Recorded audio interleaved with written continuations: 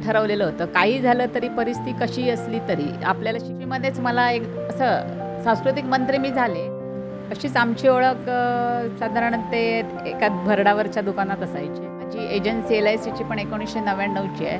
त्यांनी पण फेब्रुवारीतच दुकान घातलं. माझी एजन्सी पण सगळ्या फील्डवर बॅलन्स ठेवून काम करते.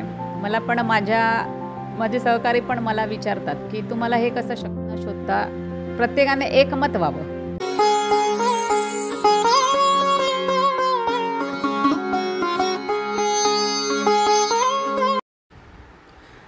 नमस्कार. आपली सिंधुनगरी प्रस्तुत आणि मायमाऊली महिला सबलीकरण संस्था यांच्या सहयोगाने आपण नारी रूपेण संस्थिता या आपल्या नवरात्रीतल्या मुलाखत मालिकेमध्ये तुमचं सर्वांचं स्वागत आहे. आज आपल्यासोबत बोलायला आहेत जे एक असं मालवणमधलं व्यक्तिमत्व ते बहुपरिचित, सर्वांना परिचित असणारं आहे. सामाजिक राजकीय क्षेत्रामध्ये सुद्धा अतिशय सक्रिय सहभाग असणाऱ्या म्हणजे सौ पूजा प्रमोद करलकर. आज आपण पूजाजींचं आपली सिंधुनगरीवरच्या नारी रूपेण संस्थिता या आपल्या मुलाखत मालिकेत तुमचं अगदी आपल्या दुसऱ्या पर्वात मनापासून स्वागत आहे. नमस्कार. खरं तर मी आधी पहिलं तुम्हाला सर्वांना या नवरात्रीच्या खूप साऱ्या शुभेच्छा देते आणि आई दुर्गादेवी तुम्हा सर्वांना उत्तम आरोग्य आणि भरभराट देव. खरं तर माझं माहेर देवबागमध्ये झालं. माझं पूर्वाश्रमीचं नाव आहे जयश्री शंकर मांजरेकर. माझं 10वीपर्यंतचं शिक्षण देवबागमध्ये झालं आहे आणि 11वी नंतर माझी खरी सुरुवात भंडारी हायस्कूलमधनं झाली आहे. आम्ही येतो या सगळ्या प्रवासाकडेच येतो. आपण या प्रवासाविषयी बोलताना की जेव्हा तुमचं बालपण हे देवबागमध्ये गेले, मग देवबागमधली कुठली शाळा होती? देवबागमध्ये 1ली ते 4थी मी सेंट पीटर चर्च स्कूलमध्ये होते. त्याच्यानंतर 5वी ते 10वी तेव्हाचं देवबाग हायस्कूल म्हणजे त्याचं नाव होतं न्यू इंग्लिश स्कूल 1973 देवबाग. आता ते दत्ता सामंत म्हणून झालेलं आहे. तिथे मी 10वीपर्यंत माझं शिक्षण झालं आहे. 11वी-12वी मी भंडारी हायस्कूलमध्ये केलं आणि नंतर फर्स्ट इयर टू TY ह्याला केलं मी आपल्या SKP कॉलेजला. तिथे मी 6 इकॉनॉमिक्स घेऊन माझं ग्रॅज्युएशन झालेलं आहे. जेव्हा देवबागमध्ये तुम्ही होतात, आजचं देवबाग आणि तत्कालीन देवबाग हे आपण जर विचार केला की तत्कालीन कुठलंही मालवणच्या आसपासचं जर कुठलंही, मी देवबागच असं म्हणत नाही, आसपासची जी छोटी ग्रामं आहेत, गावं आहेत, मग ते तिथे शिक्षण घेताना तुम्हाला काय तुमच्या मनामध्ये काय असायचं की बाबा आपल्याला काय व्हायचं आहे किंवा काय आवडायचं? कारण त्यावेळची आवड निवड ही महत्त्वाची असते माणसाच्या पुढच्या वाटचालीमध्ये. मग त्यावेळी तुम्हाला काय बनावं असं वाटायचं? तेव्हा खूप गरिबी होती, त्यामुळे असं काय स्वतः ठरवलं नव्हतं की काय करायचं किंवा काय आपल्याला व्हायचं आहे. पण एवढंच ठरवलेलं होतं, काही झालं तरी परिस्थिती कशी असली तरी आपल्याला शिकायचं आहे. अगदी शिक्षणात बऱ्याच वेळा खंड पण पडलेला परिस्थितीमुळे. 12वी झाल्यानंतर वडील म्हणाले की आता मला शक्य नाही आहे त्याच्यानंतर तुला शिकवणं. मग मी 12वी नंतर 1 वर्ष ड्रॉप घेतला. 12वी नंतर 11वी-12वीमध्ये खरं तर मी कॉमर्स केलेलं, पण परिस्थितीमुळे नंतर क्लासेस करावे लागणार कॉमर्स कंटिन्यू केलं तर. मग मी 12वी नंतर माझी साईडच बदलली. 1 वर्ष ड्रॉप घेऊन साईट बदलून मी ह्याला गेली, BAकडे ॲडमिशन घेतलं. खरं तर BAला मी फर्स्ट सेकंडला माझा स्पेशल इंग्लिश हा विषय होता. पण TYला पण असं झालं की स्पेशल इंग्लिशला कुडाळला जावं लागलं. कुडाळला पण केवळ 250 रुपये फी भरावी लागली. 250 रुपये फी भरायची होती. ती फी भरणं पण शक्य नव्हतं. म्हणून मला परत SKPमध्ये यावं लागलं आणि मी परत 6 इकॉनॉमिक्सला ॲडमिशन घेतलं. आता या दरम्यान मी आता पुन्हा एक थोडेसे आपण 2 खंड करून, शिक्षणाचे 2 खंड करून विचारतो की जेव्हा आता तुम्ही सांगितलं की परिस्थिती आपली त्यावेळी प्रतिकूल होती, मग त्या दरम्यान तुमच्या इतर म्हणजे शाळेमधल्या ज्या इतर ॲक्टिव्हिटीज असतात त्यामध्ये तुमचा सहभाग होता का? आणि होता तर तो कुठल्या कुठल्या ॲक्टिव्हिटीजमध्ये होता? शाळेमध्ये आपली एक कमिटी असायची. सांस्कृतिक मंत्री, गृहमंत्री, त्याच्यानंतर शिक्षण मंत्री, अशा कमिट्या होत्या. आणि मला वाटतं मी तेव्हा 5वीमध्ये होते आणि मला सांस्कृतिक मंत्री केलेलं. आणि 5वीमध्येच मला एक असं सांस्कृतिक मंत्री मी झाले आणि काही कल्पना न देता मला अगदी 5वी ते 10वीपर्यंतच्या वर्गात जाऊन भाषण करायचं म्हणून सांगितलं. भाषणाचा काही विषय पण नव्हता आणि तेव्हा मी भाषण केलेलं. मला वाटतं ते दरवर्षी असतो मंत्री सांस्कृतिक म्हणजे जी प्राथमिक शाळेमध्ये किंवा हायस्कूलमध्ये जी ही निवड असते ती प्रत्येक वर्षासाठी असते. त्यामुळे कंटिन्यू दरवर्षी मला सांस्कृतिक मंत्रीच करण्यात आलं. पण मला तेव्हा असं काही वाटलेलं नाही की मी कधीतरी भविष्यात राजकारणात असेन. कुठेतरी ती एक आपण नांदी होती, तुमच्या व्यक्तिमत्वाला मिळालेली ती एक संधी होती आणि तीच तुमची नांदी ठरली असं आज आपण मागे वळून बघताना म्हणजे आज जी तुम्ही पूजा करलकर जेव्हा जयश्री मांजरेकरला बघते तेव्हा ते असं जाणवू शकतो. त्यानंतरचा भाग येतो आपला 11वी-12वी तुम्ही सांगितलं, कारण देवबागहून तुम्ही मालवणला आलात. मालवण शहर म्हणून तिथे थोडंसं दडपण किंवा तसं काय असं काय जाणवलं का तेव्हा? नाही, काही नाही. अगदी घरची परिस्थिती खूप प्रतिकूल होती. तरीसुद्धा माझ्या वडिलांनी मला पहिल्यांदा BSLR सायकल घेऊन दिलेली आणि मला वाटतं तेव्हा देवबागमध्ये मुलगी म्हणून सायकल चालवणारी मी पहिली मुलगी होते. आणि मी 12वी नाही 13वीपासून सायकल घेऊनच मी ह्याला यायची, कॉलेजला यायची. 13वी 14वी 15वी मी कॉलेजमधनं केलं. त्यामुळे माझे वडील खूप हे होते, प्रेमळ होते आणि खूप फ्रँक होते. म्हणजे तेव्हाची परिस्थिती अशी होती की मुलींकडे एका वेगळ्या ह्याने बघितलं जायचं. घरातनं आजी आजोबा पण तसेच बघायचे की नाही, मुलींना प्रेम नाही करायचं. आम्ही खरं तर 2 भाऊ आणि 3 बहिणी आहोत.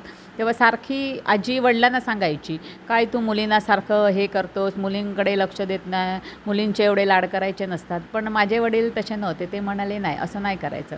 पण एवढं सगळं वेगळं असून पण माझ्या वडिलांनी कधी हा विचार केला नाही. त्यांनी मला नवीन सायकल घेऊन दिलेली. म्हणजे अगदी असं वाटलं नव्हतं की आपली परिस्थिती असेन हे नाही. तरी पण सगळं नवीनच मिळत गेलं.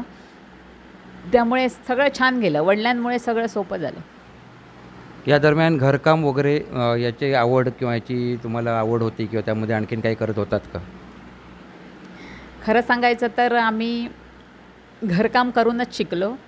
शिक्षण करताना असं करायचो की म्हणजे 5वीतलं मला तरी आठवतं की आमच्या देवबागमध्ये छोट्या छोट्या रापणी लागतात.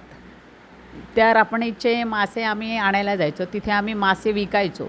ते विकून आम्ही शाळेत जायचो. नंतर त्याच्यातनं जे पैसे येतील त्याच्यातनं आम्ही पुस्तकं वगैरे घ्यायचो. आणि माझा मोठा भाऊ आहे तो जास्त शिकला नाही, तो 8वी शिकला. पण त्यांनी मला माझ्या भावाला किंवा माझ्या नंतरच्या बहिणीला वगैरे शिक्षणासाठी त्याने भरपूर मदत केली आणि त्याच्यामुळे आम्ही आज इथपर्यंत आलो. एक हा प्रवास पूजाताईंचा हा सहसा त्या ज्या सामाजिक सगळ्या वर्तुळात किंवा आणखीन राजकीय वर्तुळात असतात तेव्हा हा प्रवास कधी उजागर होत नाही की त्याच्या मागे सुद्धा जी प्रतिकूलता होती आणि त्यातून ध्येय जे निश्चिती करून किंवा नंतर जसं मिळत गेलं ध्येय तसं त्याचे दिशादर्शन तुम्ही स्वतःला करत गेलात. आता मी येतो तुमच्या म्हणजे आता जयश्री मांजरेकरला थोडासा आपण निरोप देऊन पूजा करलकर यांच्याकडे येऊया की जो प्रपंच तुमचा सुरू झाला. तुम्ही मालवणचे प्रथितयश एक व्यक्ती, व्यावसायिक, इलेक्ट्रिक या क्षेत्रामध्ये प्रमोद करलकर हे एक नाव अतिशय गाजत होतं 90च्या दशकानंतर. एक शिस्तबद्ध व्यक्तिमत्व आणि एक प्रकारचं एक नीटनेटकं आटोपशीर व्यक्तिमत्व. आणि अशा व्यक्तिमत्वाचा परिचय कसा झाला आणि परिचय झाल्यानंतर तुम्ही जेव्हा देऊळवाडा आडवण किंवा जो देऊळवाड्याचा देऊळवाड्यात तुम्ही देवबाग टू देऊळवाडा हा जो तुमचा एंट्री झाली, तो प्रवेश झाला, त्या संदर्भात आम्हाला ऐकायला आवडेल. खरं सांगायचं तर ते पण कॉलेजमध्ये होते, मी पण कॉलेजमध्ये होते. पण मी गेल्यावर ते काय कॉलेजमध्ये नव्हते. माझी एंट्री झाल्यानंतर ते बाहेर पडले, ते मुंबईला होते. अशीच आमची ओळख साधारण ते एका भरडावरच्या दुकानात असायचे आणि तिथे झाली. आणि मी जयश्री मांजरेकरची पूजा करलकर झाली. ते सुद्धा असं झालं की आमचं लव्ह मॅरेज आहे. पण आम्ही असं ठरवलेलं की घरातून दोघांनाही संमती मिळायला पाहिजे. आणि सांगायचं म्हणजे आम्हाला कोणीच असा विरोध केला नाही आणि आम्हाला दोन्ही घरातून परमिशन मिळाली. त्यांचं घर एक घरंदाज होतं, करलकर फॅमिली घरंदाज आहे. त्या मनाने आम्ही खूप हे होतो. त्यामुळे माझे बाबा खूप असं विचार करायचे की जेव्हा घर बघायला पहिल्यांदा आले तेव्हा ते करलकर त्यांचं घर एवढं आहे हे वगैरे. नंतर आमच्या शेजाऱ्यांना घेऊन आले, ते एकटेच आलेले, माझे वडील आणि आमचे शेजारचे माडगे म्हणून. तर मी म्हटलं बघा तुम्ही, आपल्याला काय, त्यांना मान्य असेल तर हे आहे. पण त्यांनी त्यांच्या वडिलांनी वगैरे सगळं मान्य केलं. खरं ह्याचं क्रेडिट द्यायचं तर मी माझ्या नणंदेला देईन की तिने मला खूप सपोर्ट केला. आणि त्यामुळे आमचं झालं. वडिलांना वगैरे तिने सांगितलं, पण आम्हाला तसा काही कोणाचा विरोधच नव्हता. त्यामुळे वी गेट सक्सेस. मी इथे आता जेव्हा त्यातलाच पुढचा प्रश्न आहे की कार्यरत व्यक्तिमत्वांपैकी एक तुमचे पती आहेत. म्हणजे तेव्हा पण तो प्रतिशत कार्यरत राहणे, कार्यरत ठेवणे आणि त्यांच्या संपर्कात येणारा माणूस जो कितीही आळशी असला तरी तो कार्यरत होईल असं एक त्यांचं व्यक्तिमत्व होतं. आणि तसं त्यांच्या आसपास म्हणजे जो तुमचं जे आपण आता बसलो जे घर आहे मग त्या आसपास पण त्यांच्या संपर्कात येणारे कोण युवक असतील ते सुद्धा तशा प्रकारे त्यांनी काही डेव्हलप केलेले होते. मग अशावेळी तुम्ही, कारण आपण कितीही म्हणलं एक रापणीला तिथे थोडासा तुम्हाला जो व्यावसायिक अनुभव, छोटासा व्यावसायिक अनुभव असेल, पण जी एक दुनियादारी, व्यावसायिक दुनियादारी, कारण तुम्हीही दुकानाचा भाग बनत गेलात, तुम्हालाही व्यवसाय कळत गेला. मग त्यावेळी तुम्ही कशा शिकत गेलात ते सांगा. परिस्थितीने खूप काही शिकवलेलं, त्यामुळे कष्ट करायची खूप एक व्यसन बनलेलं. थोडक्यात सांगायचं तर आपल्याला काय कष्ट, व्यासंग म्हणूया आपण. व्यासंग म्हणा की कष्ट करायचा व्यासंग झालेला, की आपल्याला कामच करायचं आहे, जे काय समोर येईल ते काम करायचं. साधारण आमचं 1995ला लग्न झालं आणि यांनी पण 1999ला दुकान घातलं आणि माझी एजन्सी LICची पण 1999ची आहे. त्यांनी पण फेब्रुवारीतच दुकान घातलं. माझी एजन्सी पण फेब्रुवारीचीच आहे. आणि शेवटी प्रत्येकाने एकमेकाच्या खांद्याला खांदा लावून काम हे केलंच पाहिजे. त्यामुळे मी त्यांच्या कामात त्यांना मदत करायची. त्यांचा आंब्याचा व्यवसाय पण होता, तो पण आम्ही सांभाळायचो. सगळं व्यवस्थित आम्ही हँडल करत होतो आणि ते करता करता आम्ही इथपर्यंत आलो आहे. अजूनही आम्ही आंब्याचा व्यापार करतो. एजन्सी माझी 1999पासून आजपर्यंत चालू आहे. त्याच्यानंतर माझ्याबरोबर माझ्या मुलांनाही मी त्याच्यात घेतलेलं आहे. ते पण एजंट आहे. आता जी एक पुढची मोठी कलाटणी होती की हे सगळं सुरू होतं, व्यवसाय सुरू आहे, तुमचं LICचं सुरू आहे, एक बऱ्यापैकी साचेबद्धता जीवनात आलेली होती. आणि अशावेळी समाजकारण, सामाजिक क्षेत्रामध्ये, कारण हा एक मोठा समुद्र आहे आणि काही त्याच्यानंतर राजकारण आहे, जे ह्या दोन्हीच्या गोष्टी ज्या तुम्ही आहेत, आता त्याला आपण ताकाला जाऊन भांडं लपूया म्हणून राजकारण हा जो एक विषय आहे की कारण स्वतः प्रमोद करलकरसुद्धा काही त्याच्यात नव्हते त्याच्या तत्पूर्वी, म्हणजे बाबा कोणतरी जसं आहे म्हणून तुम्ही आलात असा भाग नव्हता. मग ही कशी काय गोष्ट घडली, म्हणजे राजकारणात, समाजकारणात, ह्या क्षेत्रात, कारण हे पहिली जी 2 कामं करत होतात त्याला वेळ पुरत नव्हता आणि त्यासोबत आंब्याचा जो आपला जो व्यवसाय आहे तो, आणि त्यासोबत मुलांचं मोठे संगोपन आहे, शिक्षण आहे, आणि हा राजकारणाकडे कशा वळला? सांगायचं म्हणजे बॅकग्राऊंड आमचं राजकीय बॅकग्राऊंड काहीच नव्हतं. पण 2001पासून आमच्याकडे तिकीट देण्यासाठी प्रत्येक पक्षाकडून धडपड चाललेली होती. तेव्हा 2001मध्ये माझे पहिल्यांदा सासरे म्हणाले की नाही, आमच्यात कोणी गेलं नाही राजकारणात. त्यामुळे 2001मध्ये आम्ही विषय सोडून दिला. म्हणजे आमचं स्वतःचं काहीच नव्हतं की आमचं कुठे राजकीय कल नव्हता, काही नव्हतं. म्हटलं ठीक आहे. त्याच्यानंतर मग 2006 आली. 2006 आल्यावर मग सगळेच यायला लागले, सारखे यायचे. मला हाच प्रश्न पडला आहे मला, म्हणजे तुमच्यापर्यंत आले त्या दरम्यानचं, म्हणजे कुठली अशी गोष्ट घडली की तुमच्यामध्ये ते आहे, नेतृत्व गुण आहेत, हे पहिले कोणी हेरलं किंवा तुम्हाला ते कसं समजलं? मी त्या पक्ष आणि कुठल्या त्याकडे जातच नाही आहे की ह्या क्षेत्राकडे बाबा, कारण तुम्ही LIC थ्रू किंवा ह्याच्या थ्रू हे असं शक्य नाही. मग असं कुठली घटना घडली किंवा असं कोणाच्या लक्षात आलं की बाबा यांच्याकडे हे गुण आहेत, नेतृत्वाचे गुण आहेत? तिकीट देण्यासाठी जेव्हा प्रत्येक पक्षांनी चाचपणी केली तेव्हा मला वाटतं भाऊ सळगावकरांकडे काही पक्ष आलेले आणि ते म्हणाले आम्हाला तुमच्या इथून एक उमेदवार पाहिजे 2006ला. आणि मला चांगलं आठवतं की त्या पक्षाने तेव्हा सांगितलं होतं की तुम्हाला जर उमेदवार पाहिजे असेल तर एकच म्हणजे लेडीज म्हणून एकच मिळू शकते तुम्हाला, की पूजा करलकर. तेव्हा मी LICत होते. त्यामुळे मी जर राजकारणात आले त्याचं क्रेडिट जातं LICला. मी LIC करत होते त्यामुळे लोक मला ओळखत होते. तर त्याने म्हणजे हे उत्तर आहे की महत्त्वाचं, कारण LICमध्ये एक विश्वास किंवा जो जीवन विमा हा पण कुठेतरी एक सामाजिक स्तरावर त्याचं परावर्तन झालं असं म्हणूया आपण, परावर्तित होतो. पुढे नंतर विश्वासानंतर राजकारण अशी गोष्ट आहे की जरी मैत्री असली, विश्वास असला तरी काही विरोध असतातच, ते होत राहतात. त्यानंतर जवळपास आता आपण बघितलं तर 15 वर्ष 15 ते 18 वर्ष तुम्ही सक्रिय राजकारणात आहात. विविध आता तुम्ही आघाडीच्या म्हणजे तुम्ही म्हणे तालुका स्तरावर तुम्ही परिचित आहात. तुमचं नेतृत्व गुण आहेत, नेतृत्व करता तुम्ही. जेव्हा देवबागचा आपला वाडा किंवा इथला मालवणचा आडवणचा आपला हा वाडा देऊळवाडा सोडून जेव्हा प्रचंड जेव्हा तुम्ही बघता समाजामध्ये, मी महिलांचंच म्हणत नाही आहे, याच्यामध्ये सर्व गोष्टी आहेत, तर त्याच्यामध्ये आता तुम्हाला कुठल्या गोष्टींवर अधिक काम करावं असं वाटतं की तुमच्या नुकताच तुम्हाला पूजाताईंना जो पुरस्कार जाहीर झाला आहे त्या पुरस्काराचा दूत म्हणजे त्या व्यसनमुक्ती आणि मधुमेहमुक्ती याच्यासाठी समर्थ फाउंडेशन कोल्हापूर यांचा तो पुरस्कार आहे. त्याबद्दल आपण समारोपाला बोलूया, पण त्याआधी तुम्हाला त्या फील्डशिवाय आणखीन कुठल्या याच्यावर काम करणं आणखीन आवश्यक आहे तीव्रतेने असं वाटतं? तीव्रतेने असं सांगता येत नाही. मी सगळ्या फील्डवर बॅलन्स ठेवून काम करते. मला पण माझे सहकारी पण मला विचारतात की तुम्हाला हे कसं शक्य होतं, कारण आम्ही पण एकच काहीतरी करत राहतो. तुम्ही सगळीकडे जाल तिथे सक्सेस असता, सगळीकडे जाल तिथे टॉपर असता. मी म्हटलं असं काय मी प्रायोरिटी म्हणून काय करत नाही. जे आपल्याला काम येईल ते आपण करायचं. सक्सेस द्यायचं न द्यायचं हे परमेश्वराच्या हातात आहे. आपण फक्त काम करायचं. माझा परमेश्वरावर खूप विश्वास आहे आणि माझ्या 2 हातांवर विश्वास आहे. आपण काम करत राहिलं तर सगळं होतं आणि जेव्हा आपण काम करतो त्याचीच पोचपावती लोक देतात. मग ती आपण निवडून देऊ त्याच्यातनं ती दाखवून देतात किंवा आणि कशातून दाखवून देतात. त्यामुळे जे समोर येईल ते काम करायचं एवढंच मला माहीत आहे. एखादी गोष्ट जेव्हा तुम्ही निवडून आलात पहिल्यांदा, कार्यकाळ सुरू होता, मी पहिल्या 5 वर्षात एक विचारतो, आठवत असेल तर जरूर सांगा, की मनाला एक भाबडा आनंद असतो आपल्या कधीतरी जेव्हा सांगितलं जातं. असं कधीतरी तुमच्या कानावर येतं की अरे माझी अमुक गोष्ट पूजा करलकरांकडे गेले म्हणजे ती माझी आता काम होणार, अशी जेव्हा प्रतिक्रिया, आता तर त्या खूप येत असतील, पण त्यावेळी पहिल्यांदा असं ऐकलं तेव्हा मनाला कसं वाटलं?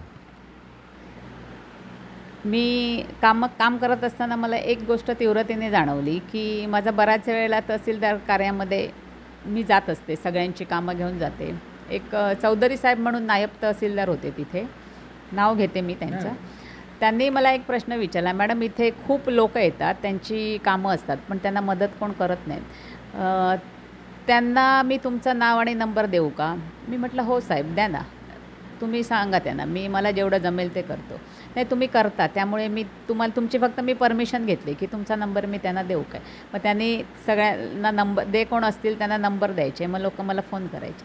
मग हे सगळं कामं करताना मी माझं एक हे ठेवून दिलं की मी रोज तहसीलदार ऑफिसमध्ये न जाता जेव्हा मी जाते कामं घेऊन तेव्हा मी एक पूर्ण दिवस तिथे देते. मग जाताना मी 20-25 कामं किंवा 20-25 लोकांची काय कामं असतील ते एकदम घेऊन जायचं आणि त्या दिवसात ती पूर्ण करायची. माझ्याकडनं पूर्ण करायची, समोरच्याकडून होतील तो त्यांचा प्रश्न. आता जो पुरस्कार आपल्याला समर्थ फाउंडेशनचा आहे, आता हे पहिल्यांदा म्हणजे या क्षेत्राकडे पुन्हा तर हे काम कसं आलं म्हणजे कामच म्हणतो आता तिथे, कारण इथे 2 गोष्टी आहेत की मधुमेह हा आपण म्हणूया समाजमान्य एक आजार आहे. व्यसनमध्ये कुठलंही असून दे ते समाजमान्य नाही आहे. तिथे थोडासा बाबा याच्यावर उपाय आहे किंवा याच्यावर उपाय केला पाहिजे हे कन्व्हिन्सिंगचा भाग येतो, थोडंसं माहिती देणं भाग येतं.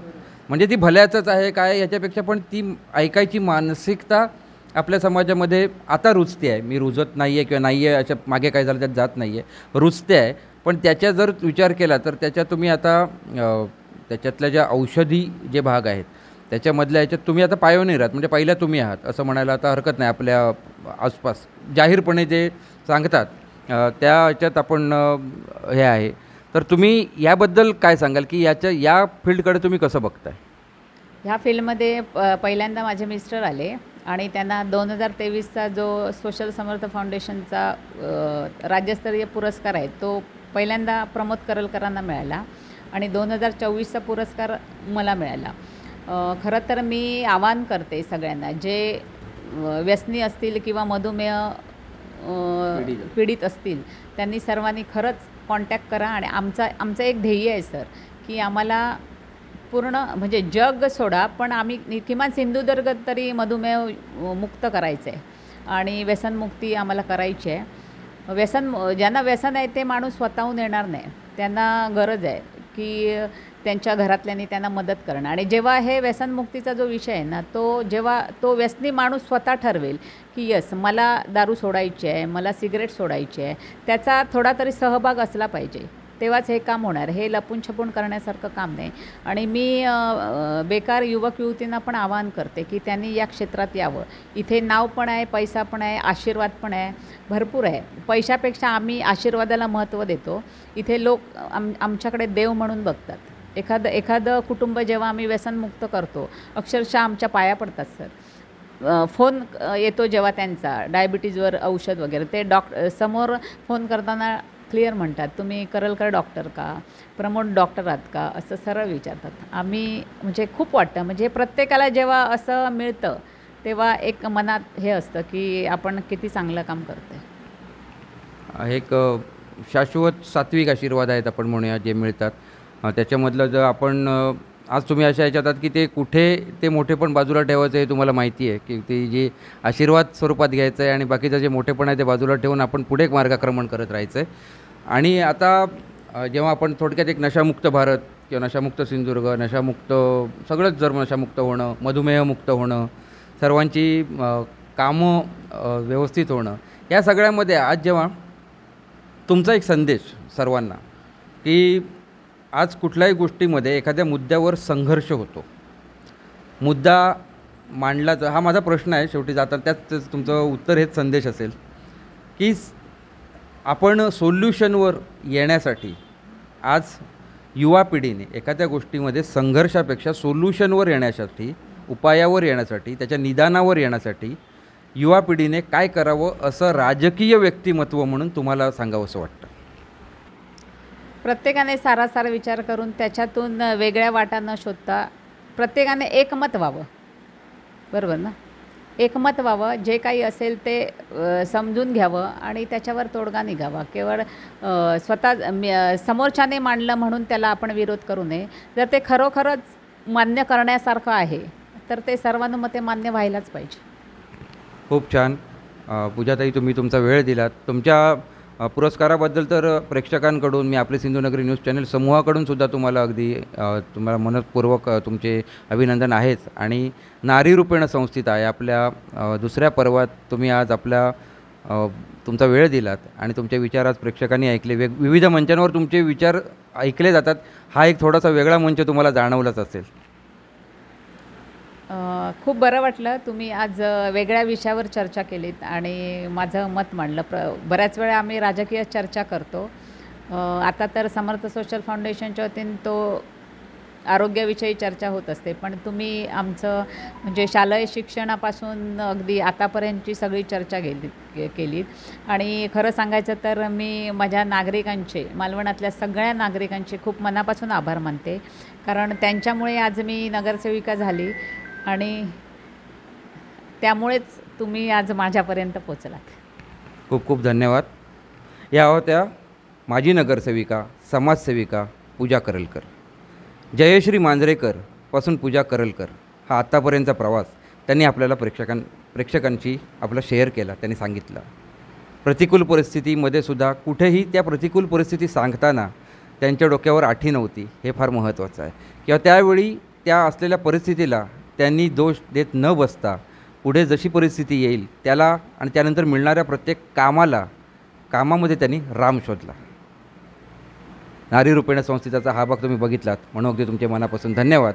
आणि या मुलाखत मालिकेला तुमचा जो प्रतिसाद मिळतो आहे आणि आपल्याला ज्यांचा सहयोग आहे, माय माऊली महिला सबलीकरण संस्था मालवण, त्या सर्वांच्याही प्रस्तुती असलेला हा आपला मुलाखत मालिका बघत रहा.